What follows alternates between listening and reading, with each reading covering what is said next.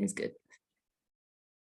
So for those who are here for the first time, we will be having a discussion as well as reading from the suttas, and we're using this wonderful book by the Venerable Bhikkhu Bodhi that he's compiled along the theme of social and communal harmony. And it's a really beautiful anthology of discourses that covers various training topics. So we're now on the chapter 3 called Dealing with Anger. And sometimes we get through a couple of passages, sometimes even 3 or 4. But a lot of the time we do have some discussion around these teachings, because I think that's when the Buddha's teachings really start to come to life, you know, where we can make them our own and we can apply them to our experience and use them in ways which really will help to alleviate some of the suffering and the difficulty, the struggle, the dis-ease in life, and help us find a bit more peace around our experience, whatever that may be.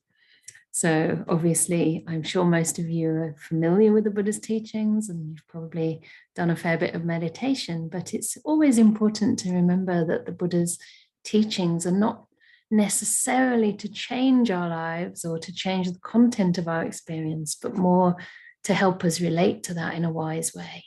Of course, we can change things where possible. And it's always, you know, if you're coming from a place of kindness, compassion, letting go, renunciation of self-interest, selfish desire, then it is coming from the right place and it can lead to wholesome action.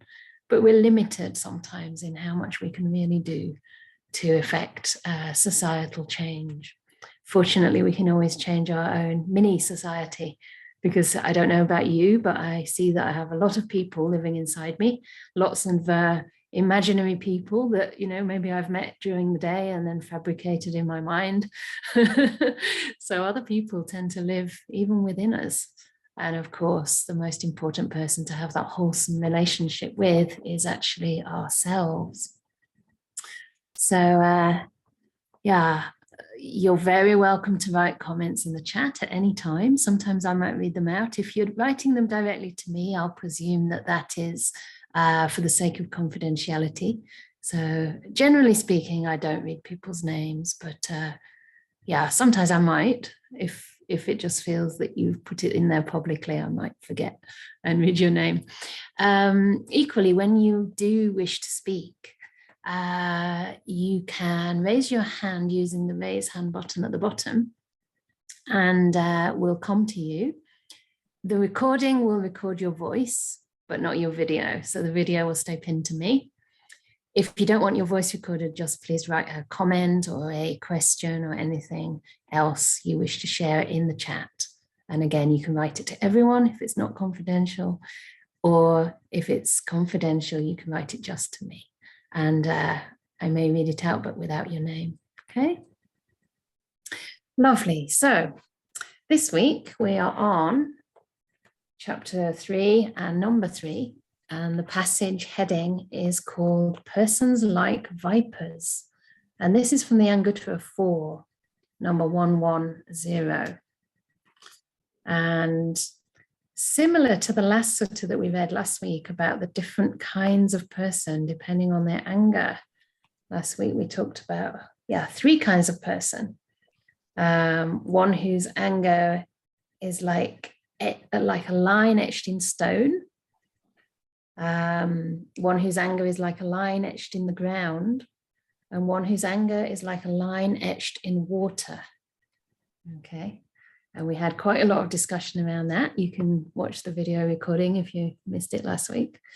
And this week we're on the 4s. So it's similar, but a little bit different angle, a different nuance. So I think I'm going to read through this whole passage and we can have some discussion on that afterwards. Okay. So the Buddha says, and I'll change the language to make it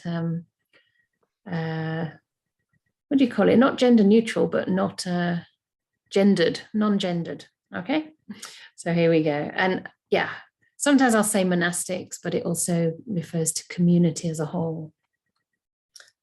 So here we'll use the word community. There are these 4 kinds of vipers. What for? The one whose venom is quick to come up, but not virulent. The one whose venom is virulent, but not quick to come up. The one whose venom is both quick to come up and virulent, and the one whose venom is neither quick to come up nor virulent. Is everybody understanding the English here? The word virulent, yes, very good. These are the 4 kinds of vipers. So too, there are these 4 kinds of persons, similar to vipers, found existing in the world. And just to mention at this point that it doesn't necessarily mean you're going to be fixed in one of these categories, or that you need to, or that it's wise to make a sense of self out of any of this. I think they're more like states of mind that we can slip in and out of, and maybe depending on our practice, depending on where we are on the path, we may shift from category to category, or perhaps even depending on the particular incident that's causing anger. You know, sometimes certain things really seem to bother us and other things less so, and that might change from person to person or from time to time. So they're just examples, and it might be interesting to reflect how this relates to you. So what for? Okay, so this is repeating the kinds of vipers, but now thinking of it as types of persons or states of mind. The one whose venom is quick to come up but not virulent. The one whose venom is virulent but not quick to come up. The one whose venom is both quick to come up and virulent. And the one whose venom is neither quick to come up nor virulent. And how, community, is a person whose venom is quick to come up but not virulent? Here, someone often becomes angry, but their anger does not linger for a long time. It is in this way that a person is one whose venom is quick to come up but not virulent. So I say this person is just like a viper whose venom is quick to come up but not virulent. And how is a person one whose venom is virulent but not quick to come up? Here, someone does not often become angry, but their anger lingers for a long time. It is in this way that a person is one whose venom is virulent but not quick to come up. So I say this person is just like a viper whose venom is virulent but not quick to come up. And how is a person one whose venom is both quick to come up and virulent? So this is pretty dangerous, isn't it?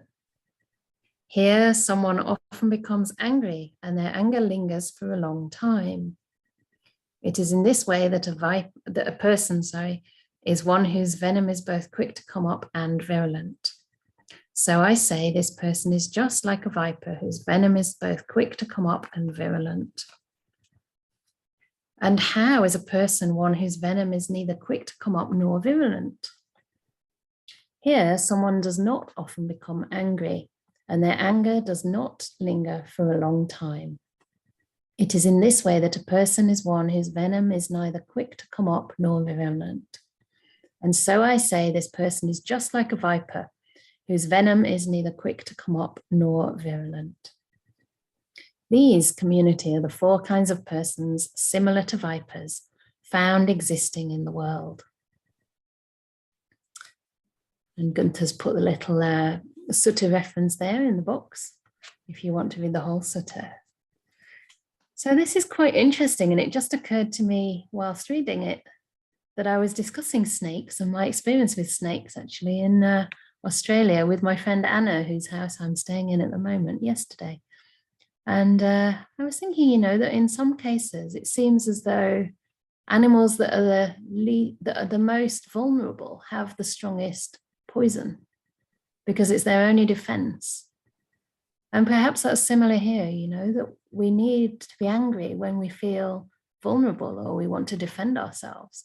So in a sense, it could actually be that the person who's angry is not necessarily strong or scary, but rather scared within themselves. I think that can definitely be the case sometimes with anger. You know, we feel we need to defend ourselves in some way. So it's quite interesting to me that in this sutta, the Buddha's talking about this virulence in terms of how quick the anger is to arise and also whether it lasts or not. And this is one way to look at it, which we could explore a bit.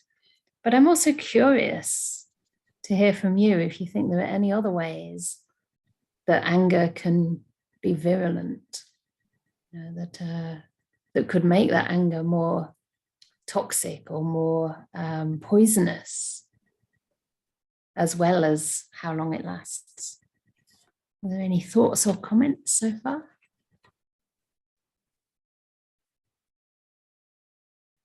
Diana's got her hand up.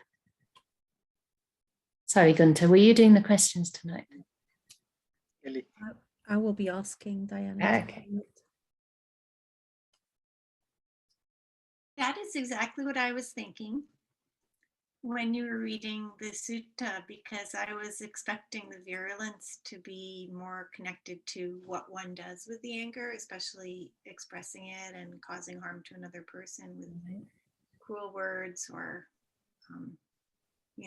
things like that, versus how long it lasts inside of me, which is going to be more damaging to myself.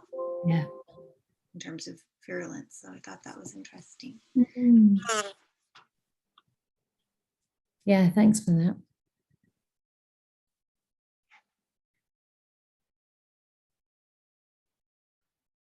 I'll ask Cleo to unmute. Hi, thank you. Thank you, Kelly. Hi, Venerable. Hi. Hi, everybody. Well, my question actually is, what about anger that is not expressed?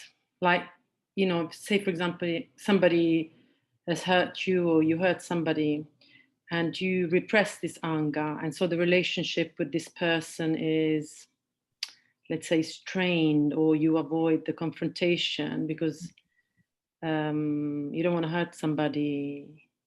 So how do you, because that anger hurts you, you don't want to hurt somebody. Yeah. So I'm not quite sure if the question is like asking for some methods or how that relates to virulence or no. Well, where does the Buddha put this? right. Where is this classified? Yeah. Well, interestingly, it actually comes up in the next little passage, I think, because it's talking about resentment. But I do think that resentment is one of the ways that anger becomes more virulent, becomes more toxic. And sometimes this can happen when we suppress, when we're not able to actually process those feelings, or perhaps we stigmatize the anger. Anger comes up in our minds and we say, this is bad, this makes me a bad person, I shouldn't be angry. I don't know about you, but I was definitely brought up to feel that anger is not a good emotion to have. And that if I am angry, there's a danger that love might be withdrawn. And so I've internalized that to a degree whereby if anger arises, it very quickly turns in on myself. Yeah, it's I think then it is virulent in terms of, harming ourselves. Yeah. And maybe it stays in the kind of subconscious part of the mind. And I think that with the practice of meditation, for me anyway, a large part of the practice is getting in contact with the way I'm feeling and with the way my emotional world works, and really learning to have the courage and have the gentleness and the kindness to embrace that and to go into that and to understand what's happening. And I found that if I'm able to do that with, before things build up, that if there is irritation or anger, it comes up fairly quickly and it passes away quickly too. Yeah, but it's in the next passage, right? So it's not quite in the 4.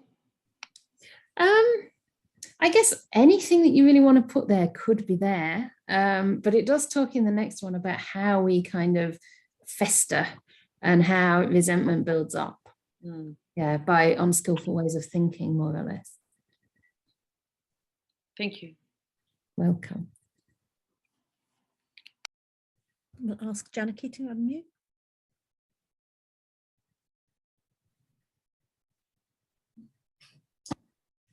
Hi, Venerable. Hi.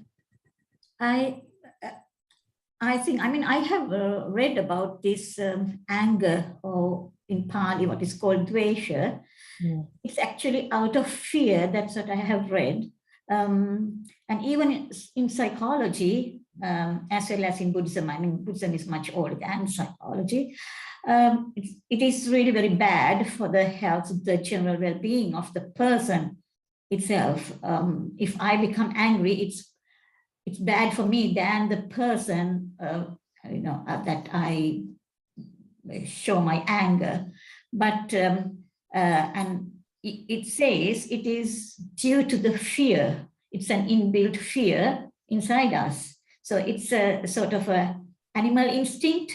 So what the Buddha was trying to do was to improve the state of the human being from that state, to elevate its position from the animal state. That's the emotional mind. The animals have the emotional part much more developed than the human beings. So that's what Buddha was trying to do, to bring the human being from the normal state to the supernormal or the supranormal. That's what I have heard and read as well. Probably you may say something about it. Thank you. Yeah, great. It's definitely one way to interpret the general thrust of the Buddha's teaching. Certainly, it's about purifying our mind and bringing ourselves out of these kind of habitual, conditioned, kind of, if you wish, instinctive or animalistic impulses that we might have, just react blindly. And I think certainly, anger can stem from fear. I think it can also, sometimes there's a sadness beneath anger.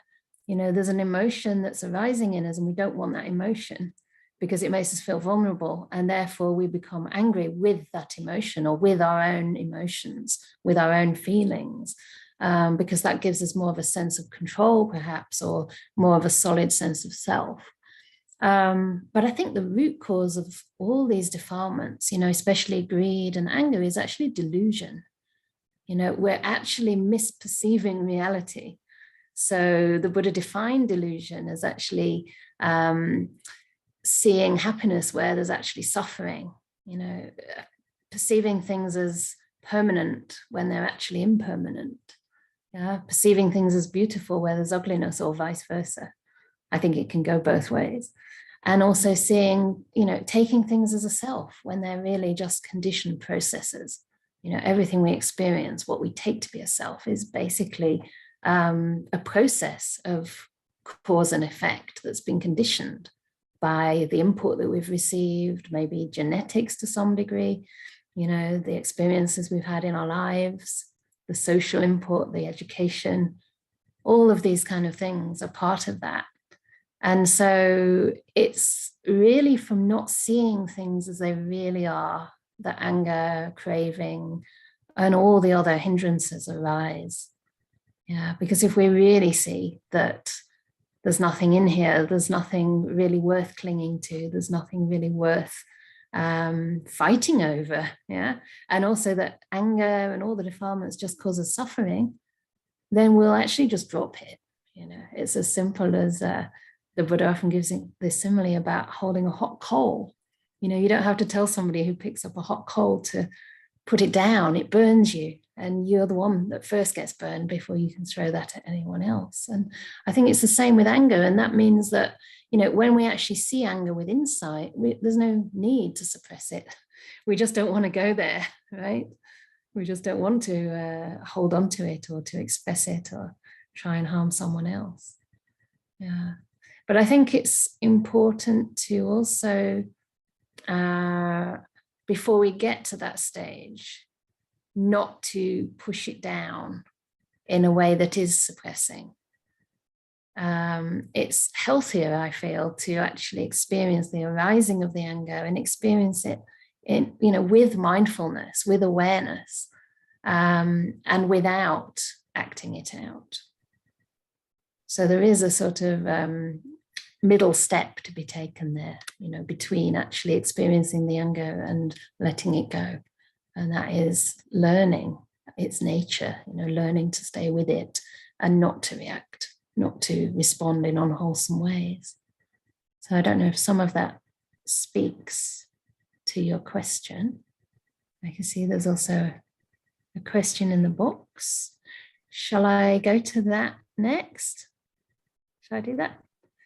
Can you talk about how to let go of the attachments to anger and fear?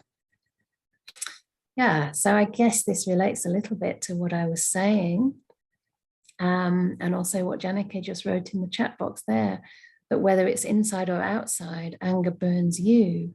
And I think this is probably one of the best ways to start the process of letting go. Because once you realize it's causing suffering, you know, who wants to hold on to suffering really? I mean, at first we may not know anything else. So there may be a fear in letting it go, because by, you know, softening to the anger, by opening to the anger, you might start to uncover deeper emotions there. There might be a feeling of deep loneliness, or maybe despair or helplessness, something that's still related to the, you know, the aspect of dosa or dresha, the aversion, but that's slightly softer and perhaps more vulnerable. Yeah. And so I think we have to go very, very gently and really learn to meet all of our emotions in a gentle way, and also not to stay there too long in the beginning. Yeah.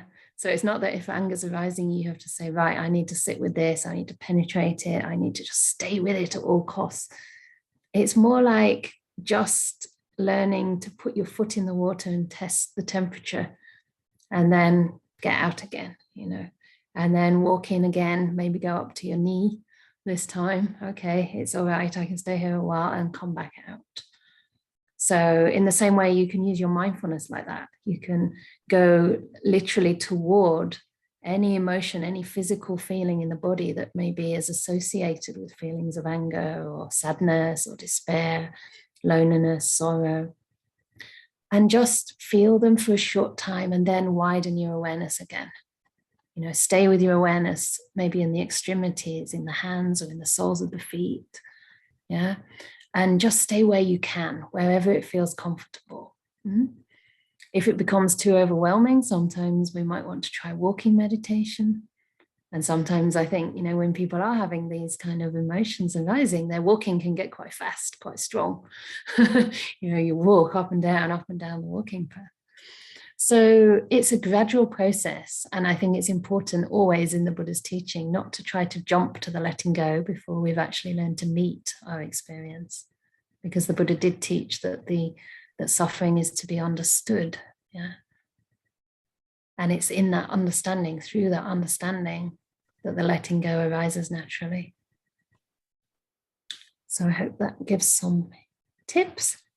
And a couple more people have their hands up, 3 more people. I'll Great. ask Rennie to unmute. Thank you. Can you hear me? Yes, perfect. Okay. Thank you. So I was like, because I grew up watching my parents like just throwing their anger without any filter or any reflection. So when I watched that, I myself like trying to turn the other way around. Like I suppress my emotion a lot. And over the years, it's kind of like accumulated somehow, because I don't know how to express when I'm angry or when I'm sad or whatever things, because I feel like nobody is actually listening, because my parents basically like not even listening to each other. So it's so I like, but then after some time I kind of realized it's really toxic to suppress all this emotion.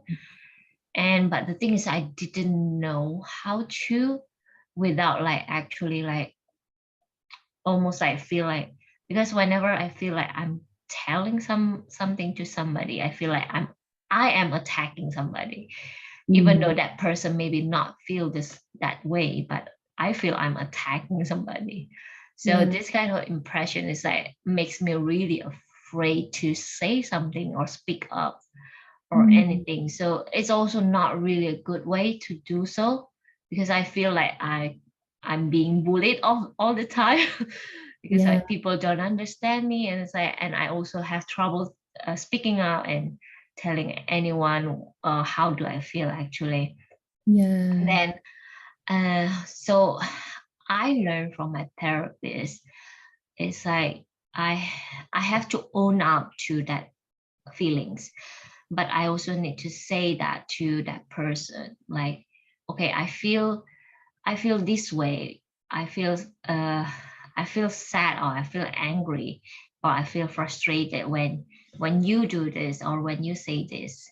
So it's also like inviting that person to help them understand us better.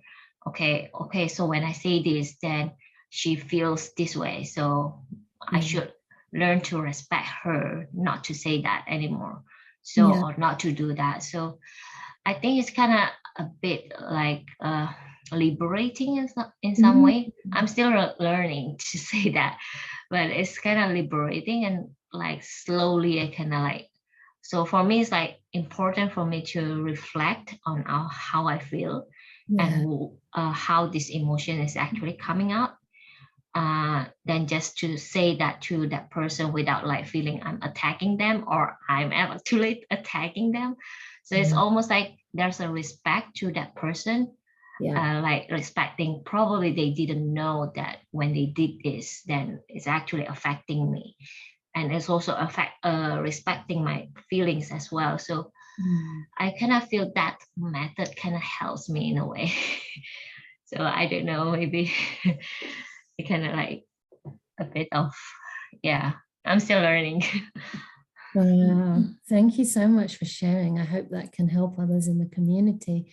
It's certainly inspiring to hear that from you, because you've obviously, really used a lot of mindfulness, a lot of compassion and deep listening, to yourself and to others, and come so far, in understanding your own healing journey. Yes. And I don't know, it sounds as though you've been practicing a form of nonviolent communication. Have you been following that sort of work? Or have you come to this yourself? Because there are whole books on this. I haven't read that book, but because I'm still like, I'm communicating with my therapist. So she is like, okay, obviously she knows, she learns about psychology and stuff. And then I was like, okay, you have to practice this, Rainy. And then, so just slowly take a baby step. And then it's like, okay, fine. So I was like, okay, learning.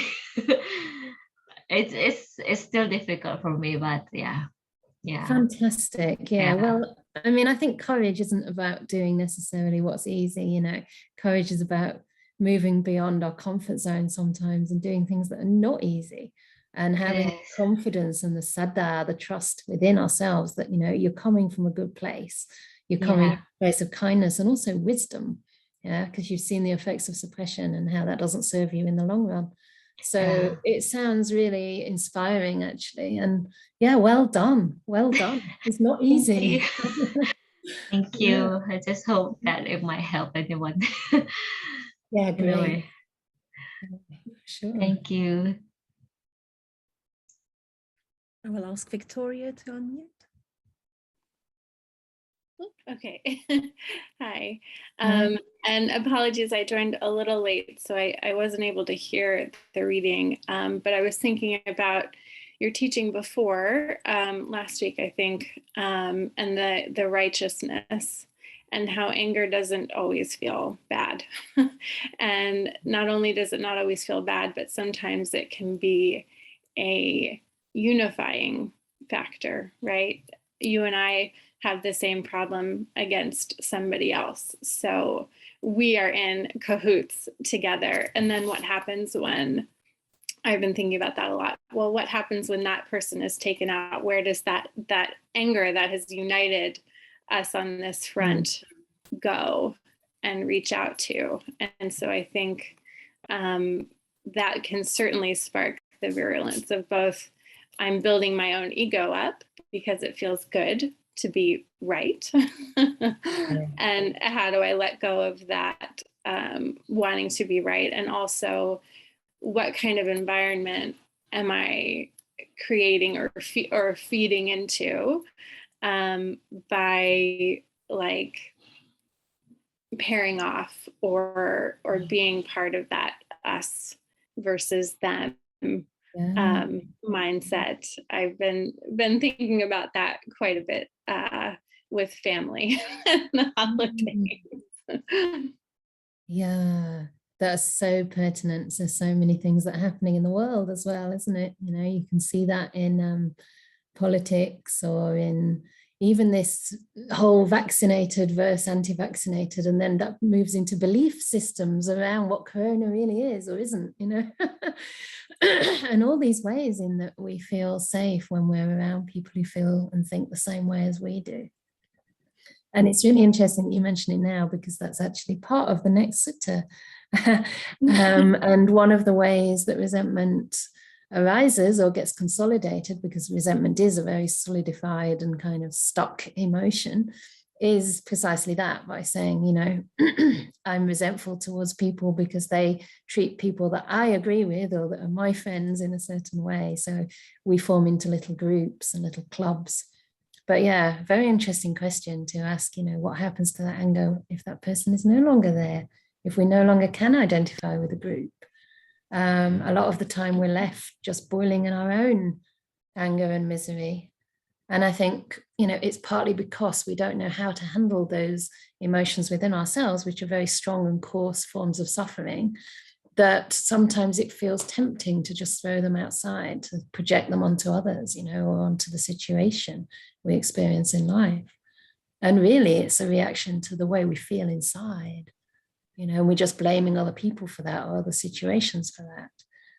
And they're just triggers for things that we are uncomfortable with within our own emotional world. So yeah, I think, you know, we're so fortunate if we do happen to come in contact with a path and with tools and methods to help us start to turn inside. And yeah, another point I wanted to mention in the context of Vinny's sharing was the importance of feeling safe, you know, in order to take that inner journey and to start unpacking some of these things. I think it's really important to have people around us that are non-judgmental, that accept us, that, you know, don't challenge us, or yeah, that can allow us just to be and accept us as we are. It's really important. Yeah. Any more? I will ask James to unmute.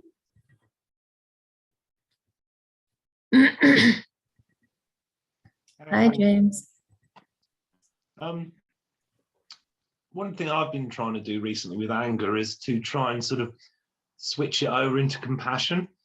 So like a silly example is like if someone is driving and does something stupid, I might kind of think, well, you know, perhaps they're having a bad day, so they're distracted, or I just think, I kind of feel sorry for them. They haven't learned to drive properly, you know what I mean? So they keep driving like that, they're going to be in trouble. So I kind of turn that anger into something positive. And like a similar kind of thing is at work at the minute, we've got someone who's just absolutely awkward with absolutely everybody and is always a pain.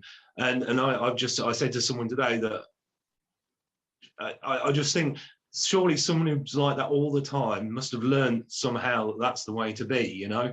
So, you know, they've probably been treated badly, you know, they've probably faced a lot of hostility in their life as well. So hence they just give back what they perceive the world to be. So rather than being annoyed and angry with her, I kind of feel sorry for her, you know what I mean? It's I don't know if that's a skillful way of doing things or whether it's kind of suppressing or in any way, but anyway. Yeah, thanks. No, I actually think that is quite skillful. And it is the start of compassion, you know, it is the beginning of compassion. Because we don't know what's happened to a person. So why should we always assume the worst? I mean, assuming the best, and especially assuming that somebody is suffering when they're angry, you know, whether the suffering caused the anger or whether they're suffering right now because they're angry, either way, suffering is inevitably, you know, invariably present. And so that's actually a view that I feel is closer to the Dhamma when we look at things that way. And even if we can't be sure, even if we give people the benefit of the doubt when they don't deserve it, still, if that's opening up your perception, you know, to take on another perspective or to stop yourself getting stuck in unwholesome states, then it is a skillful use of the mind. It's what's discussed under the section in the gradual training called sense restraint, not dwelling on characteristics or behaviors or forms of speech in others that will cause you to feel irritated. Yeah. But instead looking for the other side of that person. And in this case, perhaps the vulnerable side, or the side, you know, that sees that the person's struggling in some way. You don't have to know the details for that. You can pretty much assume that they are, or that they will be later on when, you know, the work colleagues don't really enjoy working together with them. So yeah, I do think that's skillful. And the Buddha talked about being able to use our senses in a way that, you know, undermines unwholesome states or stops them arising in the first place, and that cultivates the wholesome states and maintains them longer in our mind. And certainly, you know, if it's moving into genuine compassion, at first it may be more feeling sorry or maybe feeling pity. Perhaps there can be some ego still involved, like I'm not like that, you know. But eventually that will purify and lead to compassion, and then it can actually become a wholesome state. So yeah, that's what Ajahn Brahm calls digging in the pile of dung, let's say, under the mango tree. So you take the dung, which is the suffering, and you dig it in and turn it into compassion in your heart. So that's great. And that's the right practice, I think, in daily life, because it's not like you can really go, I suppose you could hide in the toilet and do a few minutes meditation, but it's probably better to sort of use the daily life and the sense restraint in a way of maintaining the mind, so that you're not actually coming out of your day sort of feeling completely frazzled and really wound up, because then it's hard to sit on the meditation cushion. You're going to have fireworks or bombs going off within yourself. So yeah, it's good to be able to adapt the Buddha's teachings and the various aspects of the Noble Path according to the situation that you're in. And later you can meditate and go a bit deeper. Yeah. Okay, there's another comment. I react to my teenager's anger because I feel like I have to, as it is my motherly duty. I guess that's the difference between responding and reacting. Yeah. I think it's a little bit what motivates it. So sometimes the reaction, it probably is a mixture, you know, between the compassion coming from a sense of duty and feeling that that's the best thing for your daughter, perhaps, or son, and also perhaps some irritation and frustration, or, you know, a loss of patience at that point. I'm sure that I know for myself as a teenager, I would have tested many people's patience, especially my parents' patience. So, you know, it might be a mixture. And I think responding just, to me, implies just a slight pause, like there's a slightly bigger gap between the feeling you have, the impulse you have to maybe speak or act, and the speech and action. There's a slightly longer pause where there's a little bit of a chance for reflection to come in, and for you to perhaps just, like a camera, you know, when you're focused on something, you just, maybe it's a bit like you've got the flowers, but you've also got some mucky stuff or some rubbish in the frame, and you just incline it a bit more towards the flower and you cut out so just shift to the positive side of that intention, get more aligned to the beautiful intention in that, because there is a certain, you know, you don't want to just allow every kind of behavior. But yeah, of course, like Rennie was beautifully describing, there are also ways to speak, even to teenagers, that are less inflammatory or maybe accusative. You know, maybe talk about how you feel when somebody behaves the way they do, rather than their behavior being wrong. That can be, you know, genuinely express your concern or your worry, and ask, you know, if there's any compromise you can come to, if there's anything, any place you can meet around that. Yeah, but I have no, you know, it's not really my place to advise on being a mother, because I chose not to be in this life. So, okay, there's another question. we still do have time. I'm kind of egging to get to the next bit, but I'll answer this question. So even if we can understand many things with the teachings, at the moment when you feel all the intensity of anger, nothing seems to work. What to do in those moments? Yeah. Well, I think in that moment, if you really feel the intensity of the anger, that is your work in a sense, right? Yeah. I mean, as long as you can stay at that feeling of the anger without reacting or taking it out on another person, then maybe that is the best you can do at that time. And, you know, acknowledge that, okay, right now, anger is arising and this feels intense. And when you make that really clear to yourself, you know, okay, I'm experiencing this feeling, try to locate it in your body, then already there's a little bit of breathing room around it. And then you might be in a clearer position to decide what to do. And that might mean turning away from the situation that's fueling that anger. You know, literally just turning away from a person, walking out of the room for a while and just saying, you know, I just need to pause for a minute here. I'm coming back later. Or, you know, just the classic kind of little tools we have in England, like drink a glass of water or count to 10, you know. I mean, they are kind of suppressive in a sense, but yeah, Janika said, just count to 10, it slows you down. And then later you can, you know, come back to it when you're feeling a little bit more calm. I think it's important at those times, if you are needing to move away from someone or something, to try to say that, you know, you're not rejecting them, but right now you need a break, if at all possible. Or even just say, I'm feeling really angry and I don't want to cause more harm. I'm just going to, you know, walk off for a moment, just so that at least it doesn't move into unwholesome bodily and verbal action. But if it does, please forgive yourself, you know, because we all do that all the time, right? It's not like in Buddhism, you go to hell if you shout at somebody or, you know, there's nothing like that. I mean, as long as you're trying sincerely on this path, there's always place for forgiveness. You can always ask forgiveness from another and also learn to forgive yourself, you know.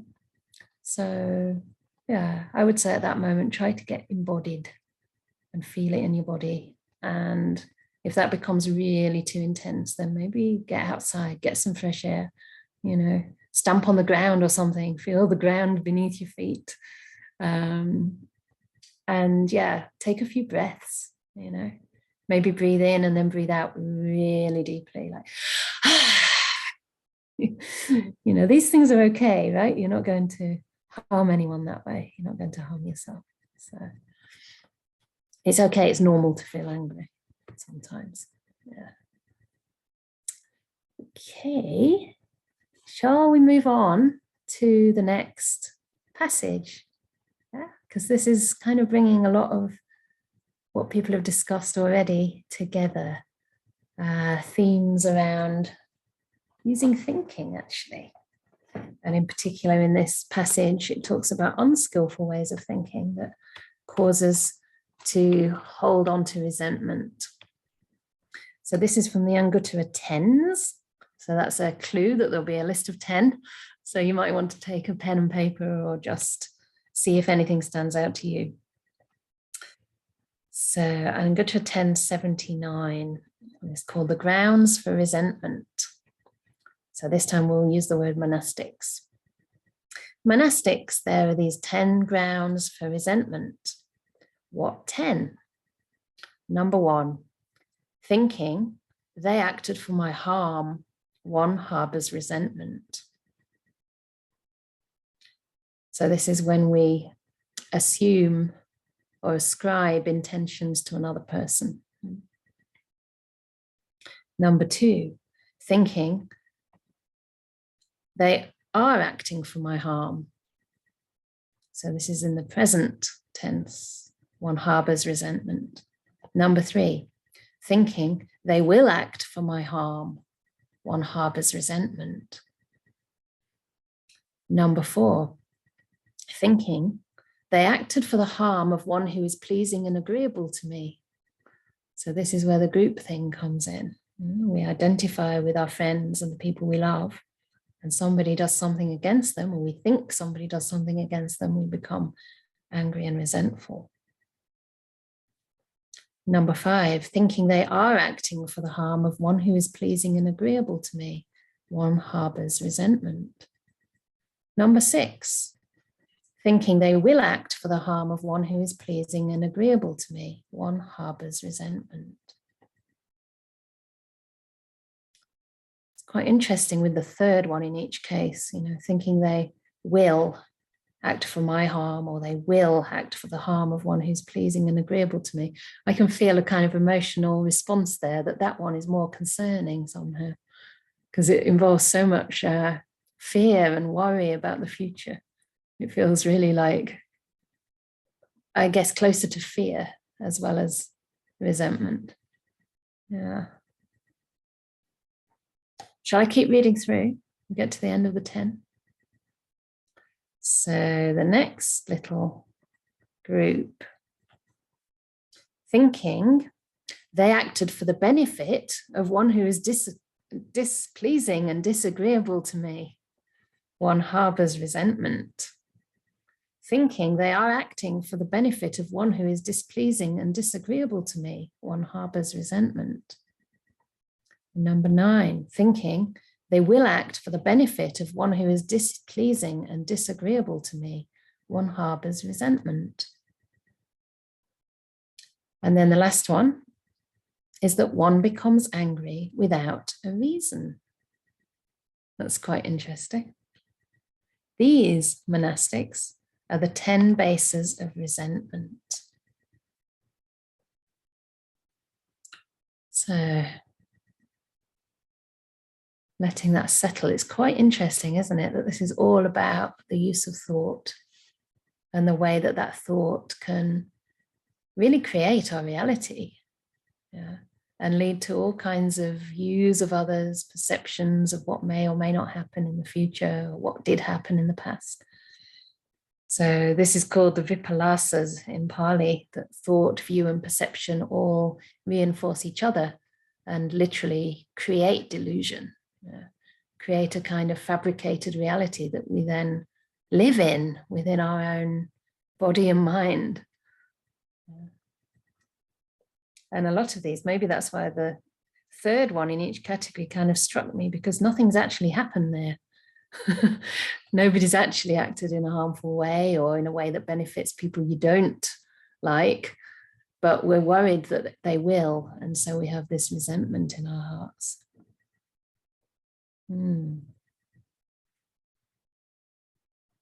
It's quite interesting, isn't it, that, we get angry when people harm those we love, but we also get angry when people act for the benefit of those we don't like. Have you noticed that? Has anyone noticed that? Maybe it's threatening to us that someone we don't like, maybe, has some advantage in life or has friends. Sometimes, if somebody had really harmed you, say if, someone you love had been killed, would you want that person who killed, to be happy?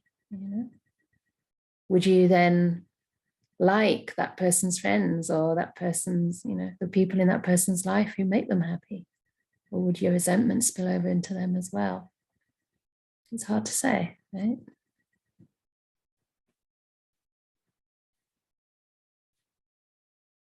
So any thoughts or questions around that? And it'd be also interesting to hear what you think about anger without a reason. Is there such a thing?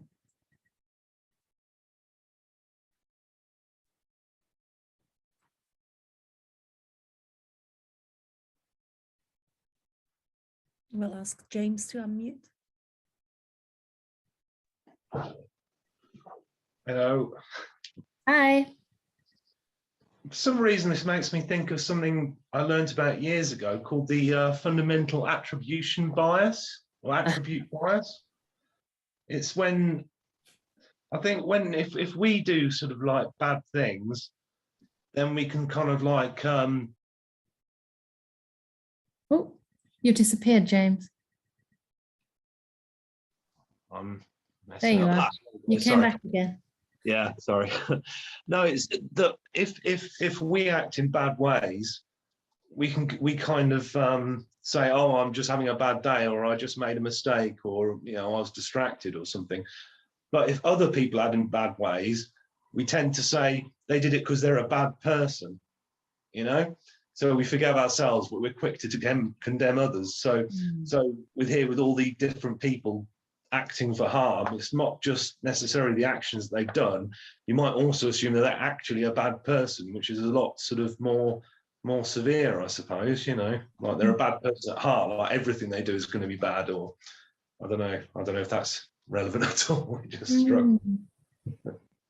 Yeah, it is kind of relevant, I think, especially in this third case. I don't know why I'm curious about this one, but they will do something bad. That could come from having figured that they're just a bad person, right? Yeah. So you expect only the worst from them, Right. which means you treat them badly, which means you probably will only get the worst from them. Exactly. And this is how our thoughts, views, and perceptions create the world. Because if we expect someone to behave a certain way, we treat them, as you say, in a way that would perhaps create that kind of behavior in them, or we wouldn't even notice when their behavior goes against the view we have of them. We're just like literally looking out for cues and signs that confirm our views, because we always think we're right. Human beings think they're right. We land on perceptions of views that we think are right. So not the things we don't think are right. Sorry. No, go on, please. I was just going to say, so it's important to sort of stop and evaluate and think, well, do I really know this thing about this person? Do I really know that thing about that person? So yeah, exactly. Making assumptions. Exactly. Yeah. And in this one also, a lot of it is making assumptions about their motivation. And that's even more subtle, isn't it, than making assumptions about who they are as a person. Making assumptions about their motivation is something we have absolutely no data on. We really, really don't know where that person's coming from. And I can see in my life that, sometimes, I don't know, sometimes I really trust people, and I kind of assume that they're motivated in the best possible way. And other times I see that, it looks so obvious to me that somebody's acting out of jealousy or out of, a wish to cause me harm. And later on, I ask them about it, if I can find a good way to approach it. And I've got it completely wrong. I try to do that sometimes now with people, rather than making assumptions, actually ask them. And you often find out it's not what you think. Exactly. It's quite amazing when you realize that. And then you see that, gosh, I was just thinking that because of perhaps my past experience or my own particular fears, my own particular vulnerabilities. Say if you're somebody who fears abandonment or rejection, then you might presume that somebody's, trying, they don't like you, they don't want to be around you. But it's actually your own conditioning that creates that perception. So we cannot trust our thoughts.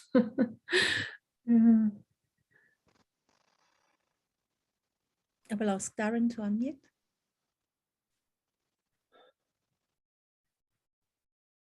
Thank you. With the third one, is it around just thinking around expectations and attachment to those expectations, and attachment to that resentment as well, and what my expectations of what that person is going to do? And when I let go of that attachment to those expectations, then I look at things differently, I perceive things differently.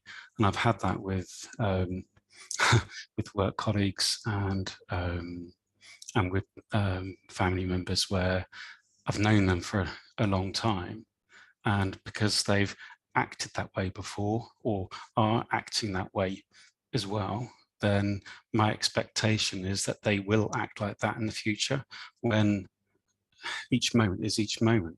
And I don't know what is going on in their mind. I don't know what their causes and conditions are, no matter how much I know, because they're putting on this veil of who that person is. And it's my perception of that which causes the resentment and then causes that perpetual root of it, and maybe why that number 10 and becomes angry without reason. I think maybe there is always going to be a reason, but because one is so caught up in that cycle of they acted, they're acting, they will act. It's just this constant chasing the tail. I don't know. Thank you. Yeah, thanks. A lot of insight there, definitely. Yeah. It's almost like when we expect someone to behave a certain way because they have before, we're confining them, we're imprisoning them, we're not giving them the space to change or to show us another side of themselves. Yeah, certainly. And the anger without reason, that's a really interesting one. I was also wondering if another cause of that, or seeming cause of that, is because, like you say, I don't think there's ever really without a reason, or not without a cause, let's say. But sometimes the cause could be, again, suppressed anger. So much of an accumulation of resentment or suppressed emotions within ourselves that we just blow up without real reason because something triggers us. We can't actually attribute it to that trigger. So somebody will say, well, why on earth are you upset about such a tiny thing or such a, trivial thing? But there is a cause, even if there's not a reason. And that cause can go way back.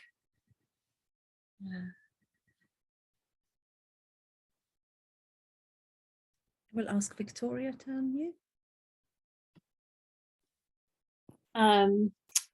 So I think kind of building off of what Darren was just saying, I think that there's also a protective quality to that loop tape of, okay, if I put you into this box, it's easier for me. I just know I don't trust you, instead of being able to see the fuller picture of how maybe in this moment that was something that felt wrong to me, but that's not who you are in every moment. But we have so many things we're classifying all of the time to build our worldviews of things and understandings of things, that it's easier to say, well, you're not going to get me twice because I'm on to you, Betty. And so again, it has that protective feeling to it when it's really just probably a residual resentment or hurt that we just haven't been able to push through or really look at clearly. Yeah, it's a really good point. And in that sense, I mean, that's why, isn't it, in life we go around sort of using perception in a way that at least labels and recognizes, even if it's not with a judgment, but we label and recognize certain things in our reality so that we feel safe, so that we feel we know where we are with things. And yet we can bring that out toward others too, in a way that's so confining and a little bit premature quite often, probably, because we are fear-based creatures and we obviously have self-protection instinct, the animal instinct or the limbic system, whatever you want to call it. And I mean, this is around resentment and just being aware of not using our minds in ways that leads to that buildup of anger within ourselves. But at the same time, there's sometimes a wisdom in that, especially if you are, say, in an abusive situation, right?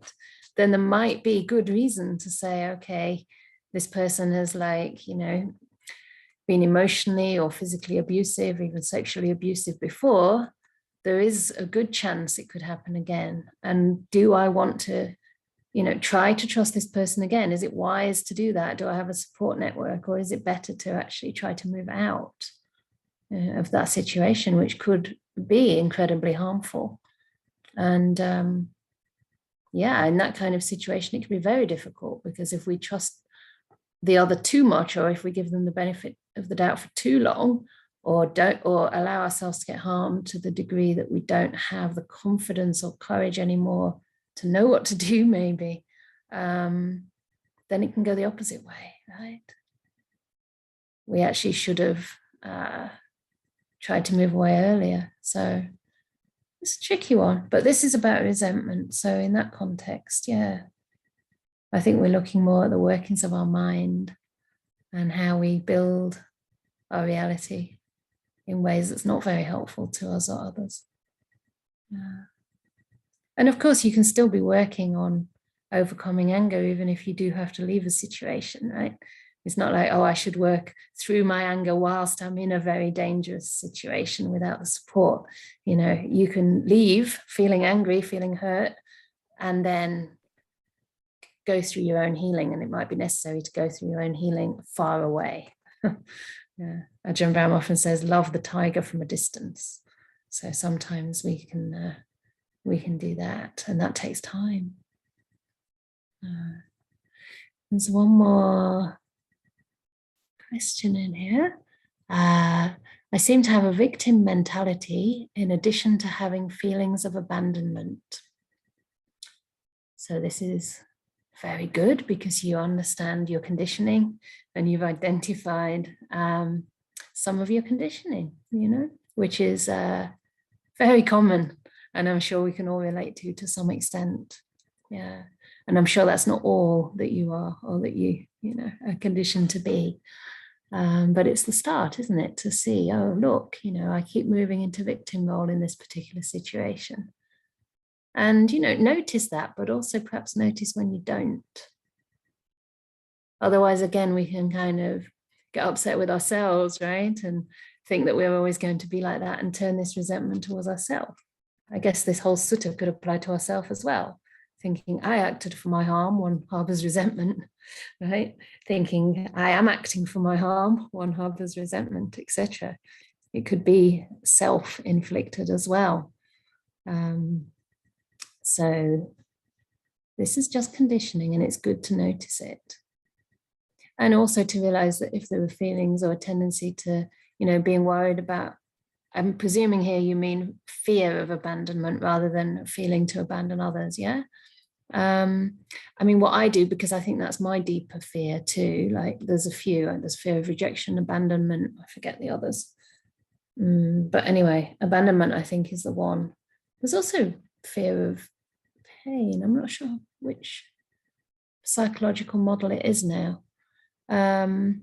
But what that helps me to do is realize that if I'm feeling that I might be abandoned, it could be, there could be some truth in it, but there's a strong likelihood that my own fears of abandonment are adding to that risk, which is actually much smaller than it seems. Does that make sense?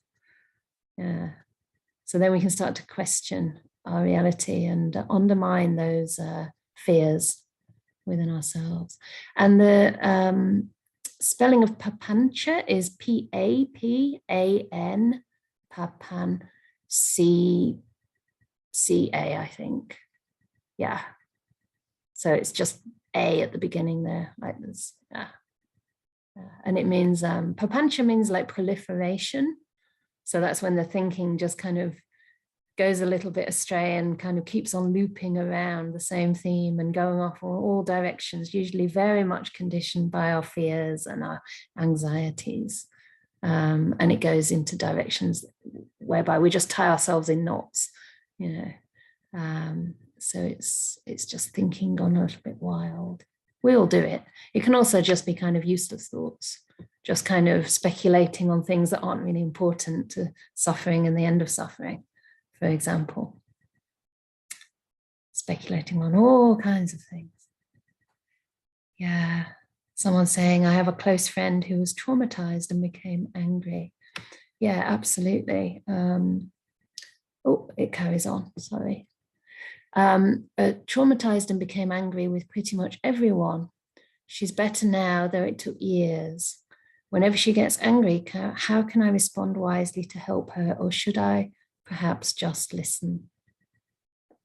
See, I think it's one and the same. Responding wisely may well be just listening, and that is a response. You know, it's not nothing. It's not a vacuum. if you can actually fill the space between you with real kindness and acceptance, you know, whereby you're listening internally to yourself, to your own maybe wish at times to react or respond, to your own emotions, and just stay with that with kindness and allow this person the space, then I think that can be incredibly healing. Because one of the things I think with trauma, and it depends on the kind of trauma, but you know, it's a very intense experience and quite often not one that others can understand. And so to be sort of told, well, get over it, or, and I'm not saying you're doing this at all, but this is common, you know, for people who care about others, we want them to just get over things or let go of things, but we're really not in their shoes. You know, if it was possible for her to do that straight away, I'm sure she would. So it might be something that's very impacting and that makes her feel isolated or alone and that others can't understand. And so by listening, you know, and just by showing that you've got all the time in the world for this person, then it gives her hope that somebody does care and somebody is interested in understanding. And that can resolve any feelings of isolation or disconnection that can happen through trauma. Yeah. So I think that's a really wonderful, intuitively wise idea to just listen. And then, you know, if you are also listening, like I said, internally to yourself, you might find that the right words just come at the right time. Yeah. You might just find that. And sometimes it doesn't have to be much, you know. So, yeah, it's great that she's getting better too. And it can take years, of course. And we never know the other trauma that someone's been through earlier that might have been similar, or, you know, we never know exactly how it affects another person. So I think all the little messages about donations are coming in the chat box, which is probably a cue for me to stop talking. And it's very great that we could end today at the end of a little passage. So it feels nicely wrapped up, and yet still a lot more to unwrap and uncover in this chapter. I think it's really quite fascinating and really enriching to hear from everybody here. Thank you so much. I'm just really pleased that we can have such beautiful, open, courageous discussions, and hopefully know that we're not being judged in this space. So thank you very much. And I'll hand over to whoever would like to say a few words before I remind you of the next events. Okay. Yeah, thank you. Venerable Canda practices generosity through sharing the Dhamma with all of us. And this offers those who value this an opportunity to practice generosity too by providing for her material needs. If you are able to contribute, your donations will be deeply appreciated. They will enable Venerable Canda not only to continue spreading the Dhamma, but will also greatly support the development of the first Bhikkhuni monastery in the UK, the wider aim of our project. You can find out more details about the project and how to donate on the Anukampa website, and the link is also in the chat box. Thank you very much. And thanks to my wonderful co-host. Thank you. You always do such a lovely job. So Matthias, I think, was recording, and Gunther's doing the Dana talk today. It's always the job that takes the most courage, I think, and then Kelly on the Q&A. So, and also they're doing a lot of work behind the scenes to make sure this is a really safe space. And that's one of the reasons we have the mute on, just to let those who are new know, because we were once Zoom bombed and it wasn't very pleasant at all. People can come in and start shouting all sorts of silly things. So this is why we do it, but it's really lovely to hear from you all.